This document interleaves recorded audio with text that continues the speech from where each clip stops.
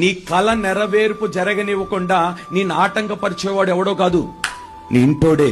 కొన్ని వ్యతిరేకతలు బయట నుండి వస్తే వాటిని జయించగలుగుతాం, కానీ ఇంట్లో నుండి వచ్చే వ్యతిరేకతలు మాత్రం కొంచెం చాలా తీవ్రమైనవి. అంత ఈజీగా జయించలేం దాన్ని.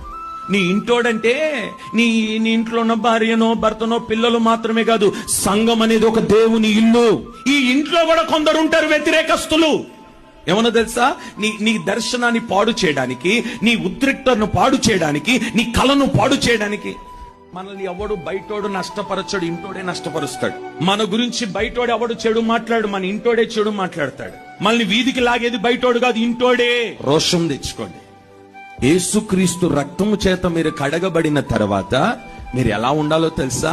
నీ తోటి సహోదరునికి వీలైతే సహకరించి నువ్వు సహాయపడే వ్యక్తిగా ఉండాలి, కానీ వాడి గురించి చెడు మాట్లాడే వ్యక్తివైతే నీలో ఇంకా సౌలు ఆత్మ పనిచేస్తుంది.